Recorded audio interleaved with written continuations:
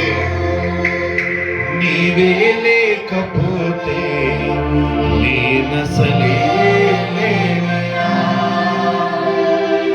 నీవే లేకపోతే నేనసలే లేనయ్యా.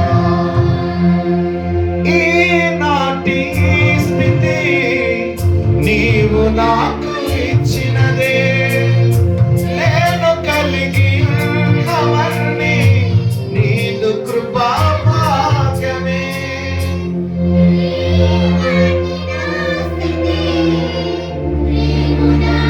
అందరూ హృదయపూర్వకంగా సమర్పించుకుంటూ,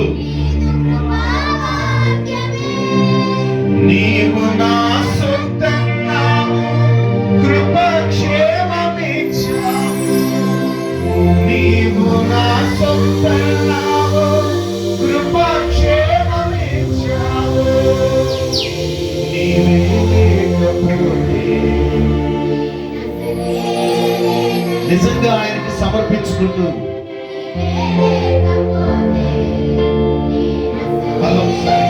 మరొకసారి నీవే లేకపోతే నేనసలే లేనయ్యా. నీవు లేని రోజు అసలు రోజే కాదయా.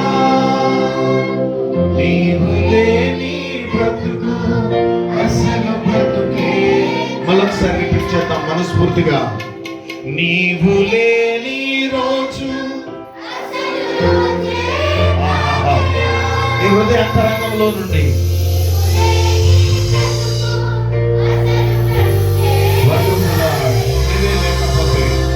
నీవే లేకపోతే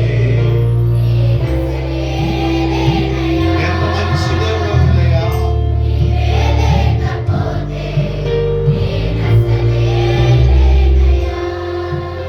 పెట్టకుప్ప మీద నుండి లేవనెత్తినావు, హీనమైన నన్ను ఘనపరచినావు. పడదాం. పెట్టకుప్ప మీద నుండి లేవనెత్తినావు, హీనమైన నన్ను నీవు ఘనపరచినావు.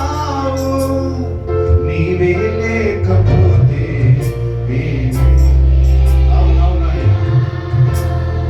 నీవే లేకపోతే నేనసలే. మరొకసారి నీవే లేకపోతే నేనసలే.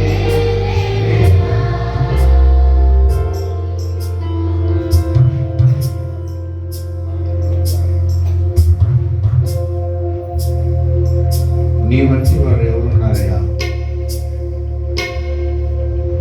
నా తల్లిదండ్రుల కంటే, నా అన్నదమ్ముల కంటే, అక్క చెల్లెల కంటే, కన్నబిడ్డల కంటే కూడా అత్యధికంగా ఊహించలేనంత ఉన్నతంగా ప్రేమించిన తండ్రి, ఈ దినము నీ సన్నిధిలో ఉండే భాగ్యము ఇక్కడున్న నాకు మా అందరికీ ఇచ్చారు. అది నీ కృపాని, నీ ప్రేమాని, నీ కనికరమని, నీ వాత్సల్యత అని నేను గ్రహించగలిగాను. కానీ ఇక్కడ ఇంకా అనేక మంది గ్రహించలేదు ప్రభువా.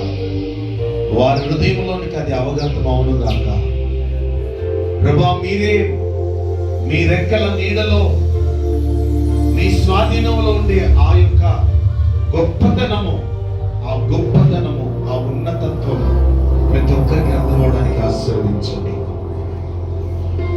నేరుగా ఇక్కడున్న ప్రతి ఒక్కొక్కరు నిన్ను స్పృశించడానికి కార్యము చేయండి. నిన్ను తాకి చూడటానికి కార్యము చేయండి. నీ స్పర్శ ప్రతి ఒక్కరు అనుభవించినట్టుగా కార్యం చేయండి. అద్భుతం చేయండి. యేసు అను నామం మీద ప్రతి ఒక్కరికి వైరాగ్యము దయచేయండి.